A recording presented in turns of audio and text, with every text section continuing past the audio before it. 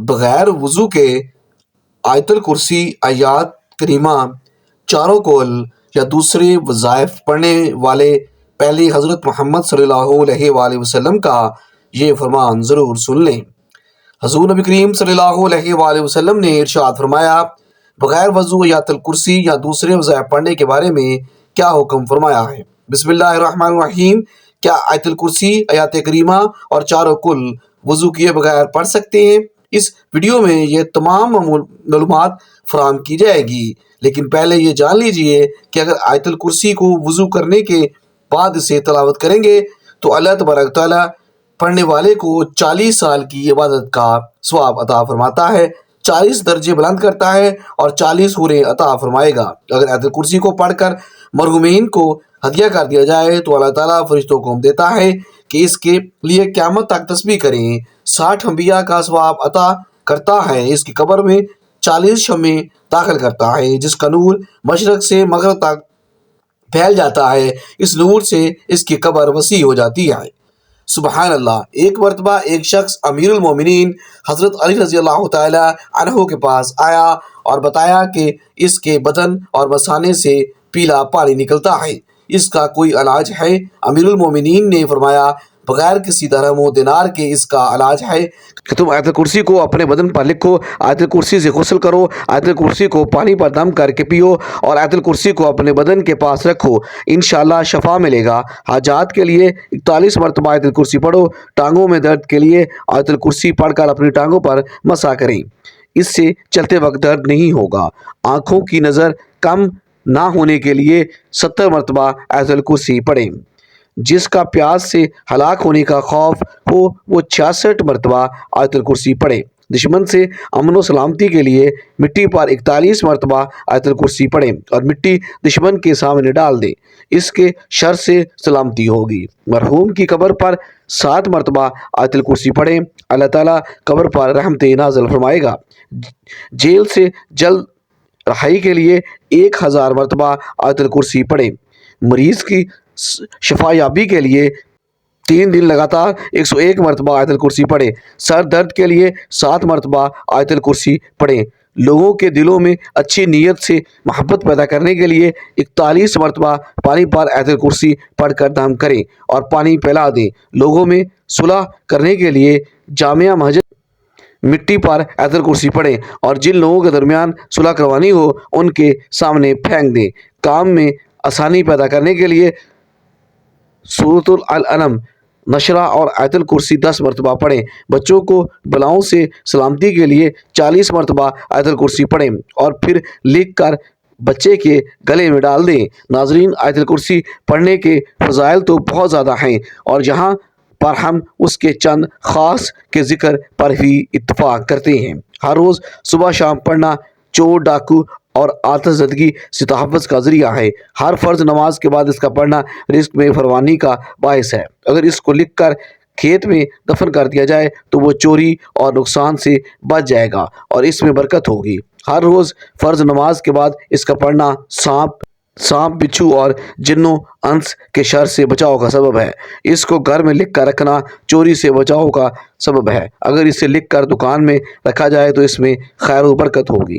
ہر شخص کا سوتے وقت اس کا پڑھنا فالج سے حفاظت کا باعث ہے۔ نبی کریم صلی اللہ علیہ وآلہ وسلم سے منسوب ہے کہ ایک روایت میں ہے کہ جو شخص فرض نماز کے بعد آیت الکرسی کی تلاوت کرے گا خدا اس پر نگاہ رحمت کرے گا اور آسمان سے ایک فرشتہ بھیجے گا جو اس کی نگرانی کرے گا۔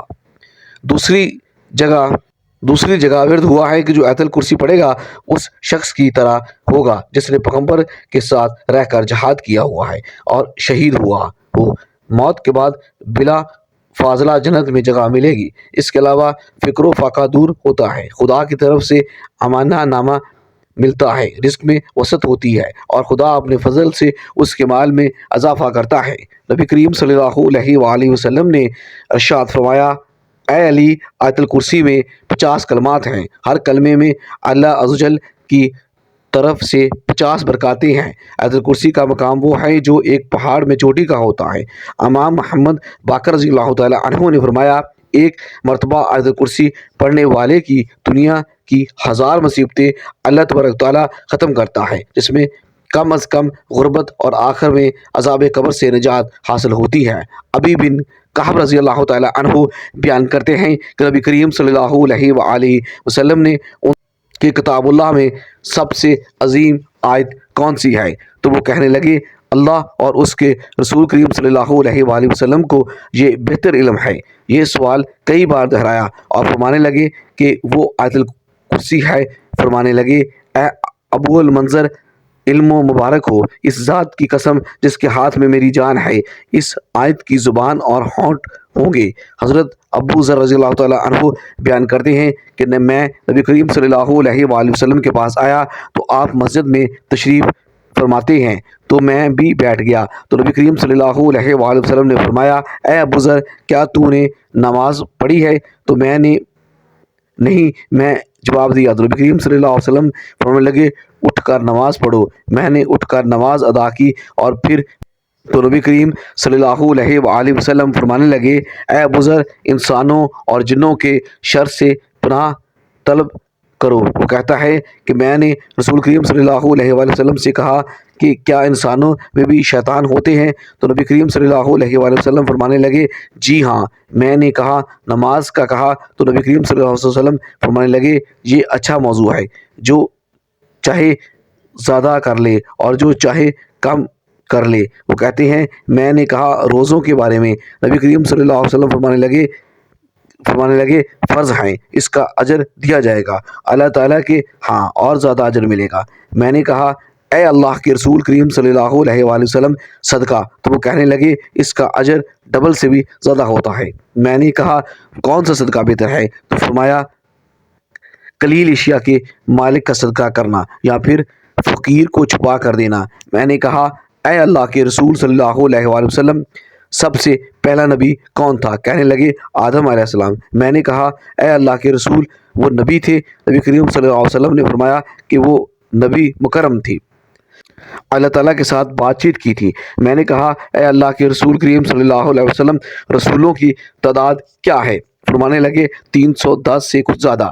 ایک جمع غفیر تھا اور ایک مرتبہ یہ فرمایا کہ 315۔ میں نے کہا اللہ کے رسول کریم صلی اللہ علیہ وسلم آپ پر جو نازل کیا گیا اس میں سب سے عظیم کیا ہے؟ فرمایا آیت الکرسی۔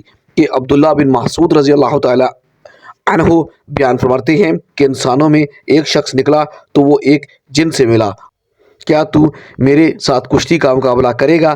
اگر تو نے مجھے پچھاڑ دیا تو میں تجھے ایک ایسی آیت سکھاؤں گا جب تو یہ آیت گھر میں داخل ہو کر پڑھے گا تو شیاطین گھر میں داخل نہیں ہو سکیں گے۔ ان دونوں نے مقابلہ کیا تو انسان نے اسے بچھاڑ دیا اور انسان وہ کہنے لگا میں تجھے بہت ہی کمزور اور دبلا پتلا دیکھ رہا ہوں، تیرے بازو کتے کی طرح ہیں، کیا سب جن اسی طرح ہیں یا کہ ان میں تو ہی ایسا ہے؟ تو اس نے کہا کہ ان میں میں ہی کمزور اور دبلا پتلا ہوں۔ اس نے دوبارہ مقابلہ کیا تو انسان نے دوبارہ اسے بچھاڑ دیا۔ تو وہ جن کہنے لگا تو آیت الکرسی پڑھا کر، اس لیے کہ جو بھی گھر میں داخل ہوتے وقت آیت الکرسی پڑھتا ہے اس گھر سے شیطان نکل بھاگتا ہے اور آواز گدھے کی گوز مارنے کی سی آواز کی طرح ہوتی ہے۔ ناظرین، آیت الکرسی یہ سورۃ البقرہ کی آیت نمبر 255 ہے جو عظمت والی آیت ہے۔ اس آیت میں اللہ تعالیٰ کی توحید اور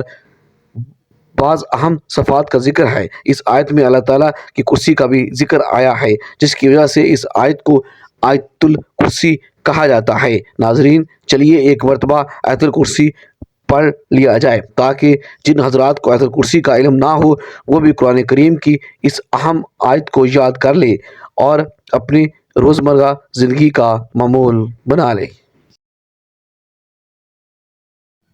اللہ لا الہ الا اللہ حی القیوم لا تأخذہ سنۃ ولا نوم اللہم فی السماوات وما فی الارض من ذا الذی یشفع عندہ الا بإذنہ یعلم بین ایدیہم وما خلفہم ولا یحیطون بشیء من العلم الا بما شاء وسع کرسیہ السماوات والارض ولا یحوطہ حفظہما وہو العلی العظیم۔ ناظرین، اب آپ آئیں اپنے آج کی اصل موضوع کی جانب چلتے ہیں کہ کیا بغیر وضو کے آیت الکرسی پڑھ سکتے ہیں؟ آیت کریمہ پڑھ سکتے ہیں، چاروں کل پڑھ سکتے ہیں، تو سب سے پہلے جان لیجئے کہ وضو کرنا شرط ہے نماز کے لیے، یعنی جب بھی نماز ادا کرنی ہو تو اس سے پہلے وضو کرنا شرط ہے۔ اب یہاں سوال یہ بھی اٹھتا ہے کہ ایک شخص کا وضو پہلے سے اگلی نماز کا وقت ہو گیا تو کیا وہ پھر سے وضو کرے گا؟ تو جان لیجیے کہ اگر وضو کو فاسد کرنے والا کوئی کام یا کوئی چیز اس کے ساتھ رونما نہیں ہوئی اور اسے کامل یقین ہے کہ اس کا وضو قائم ہے اور اگلی نماز کا وقت شروع ہو گیا ہے، تو اس کے لیے وضو کرنے کی ضرورت نہیں ہے۔ لیکن یاد رکھیں کہ قرآن کریم کی تلاوت کرنے کے لیے وضو کرنا شرط نہیں ہے۔ ایک شخص بغیر وضو کے بھی چلتے پھرتے اور اپنے روزمرہ کے کام کاج کرتے وقت قرآن پاک کی تلاوت کر سکتا ہے، لیکن یاد رکھیں کہ قرآن پاک کو چھونے، پکڑنے اور قرآن سے دیکھ کر تلاوت کرنے کے لیے وضو شرط ہے۔ البتہ اگر آپ کو وہ صورت زبانی یاد ہے تو آپ پڑھنا چاہتے ہیں تو پھر ان کو زبانی پڑھنے کے لیے یا تلاوت کرنے کے لیے وضو کرنا شرط نہیں ہے۔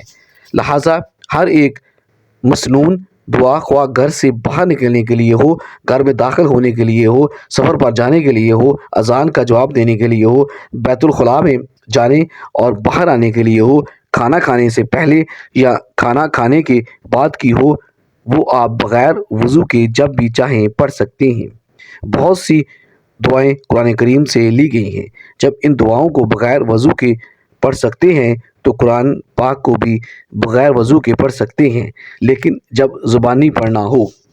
اب یہ بھی جان لیجئے کہ آیا ناپاکی کی حالت میں آیت الکرسی، آیت کریمہ اور چاروں کل پڑھ سکتے ہیں یا نہیں؟ ناظرین جان لیجئے کہ ناپاکی کی حالت میں آپ تمام وظائف کو پڑھ سکتے ہیں، ذکر و اذکار کر سکتے ہیں، کلمہ شریف، درود شریف، جو بھی روزمرہ کے وظائف آپ پڑھ سکتے ہیں وہ ناپاکی کی حالت میں بھی پڑھ سکتے ہیں۔ مثلا میاں بیوی نے آپس میں غسل نہیں کیا، وہ سونے لگے تو وہ سونے سے پہلے چاروں کل ضرور پڑھیں۔ اسی طرح اگر عورت حالت حیض میں ہے اور ذکر و اذکار کرنا چاہتی ہے، مثلا چاروں کل یا درود پاک یا کوئی دیگر وظائف پڑھنا چاہتی ہے، تو بغیر کسی تردد اور پورے اطمینان کے ساتھ کر سکتی ہے۔ اب یہاں جو مسئلہ قابل ذکر ہے، انتہائی غور سے جان سنیے کہ ناپاکی کی حالت میں عورت اور مرد قرآن کی تلاوت نہیں کر سکتے، لیکن قرآن کی کوئی بھی صورت یا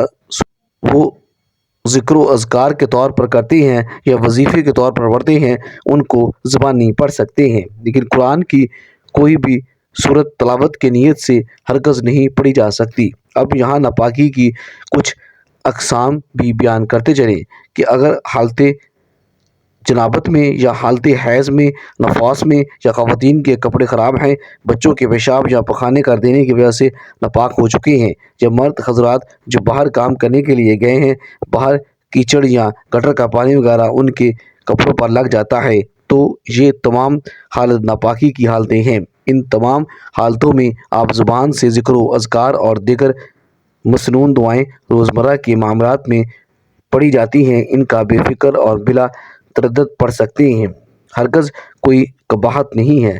آپ کو لوگ یہ پوچھیں گے کہ اگر ناپاکی کی حالت میں بھی ذکر و اذکار کر سکتے ہیں اور بغیر وضو کے بھی کر سکتے ہیں تو پھر دونوں میں فرق ہی کیا ہے؟ تو ناظرین فرق یہ ہے کہ بغیر وضو آپ قرآن پاک کو چھوئے بغیر قرآن کی صورتوں کو تلاوت بھی کر سکتے ہیں، لیکن ناپاکی کی حالت میں اگر آپ ذکر و اذکار اور وظائف کی نیت سے قرآن کی صورتیں پڑھ سکتے ہیں، لیکن تلاوت کی نیت سے قرآن کی صورتوں میں زبانی نہیں پڑھ سکتے۔